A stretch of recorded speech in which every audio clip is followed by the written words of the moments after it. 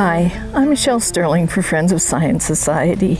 Julie DeBrusen, our new Minister of Environment and Climate Change, was just in Nova Scotia.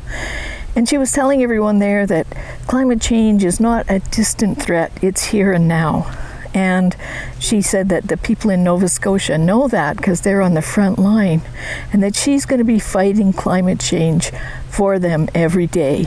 Well, you know, climate change is something that happens over 20, 50, 100-year, 1,000-year time frames, and actually people don't live long enough to experience the slightest of climate change. The average individual doesn't live long enough to even see the impact of the slightest of changes. She's talking about extreme weather events. But let's look and see about them being on the front line of wildfires, because they're always trying to tie wildfires and climate change together. Let's look and see what they're doing in Nova Scotia. According to Google AI, for climate change, they're putting up $60.5 million to get people onto heat pumps. They're spending $41.2 million on general climate initiatives.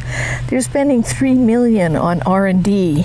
They're spending $192 million on clean electricity.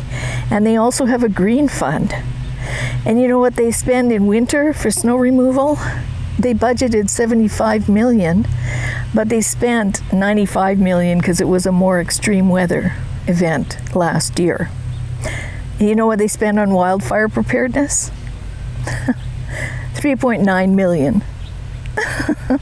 So, you know, wildfire is something that we can do something about, but climate change is something we can't do anything about. So they're spending all this money on this imaginary crisis and not spending anything on what can be managed by us.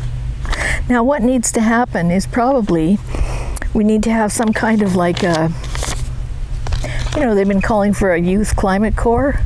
Well, I would call them like young foresters, forest rangers. We need to have a whole bunch of them out there in the woods, cutting back all this kind of dead wood. Because that's the problem in Nova Scotia, is that all these little communities and all the private property and all the crown land is filled with lots of dead wood. And that's why the wildfire risk is crazy down there this time of year. And they don't have the capacity. They don't have enough wildfire fighters themselves, and everybody else in Canada is stretched to the maximum. So that's what we need, is some boots on the ground, some people with climate action in their arms and a truck in the back to pick up all the dead wood and a wood chipper to turn it into kitty litter or something else that's useful like wood pellets. We don't need to be spending 50, 60, $40 million on climate change.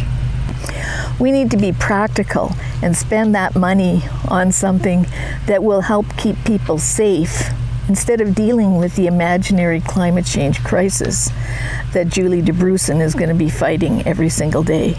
I call that a mass psychosis, don't you? It's something wrong. It's a delusion. And it's all to prop up carbon markets, you know that? You know what carbon markets are? They entail the lack of delivery of an invisible substance to no one. For Friends of Science Society, I'm Michelle Sterling.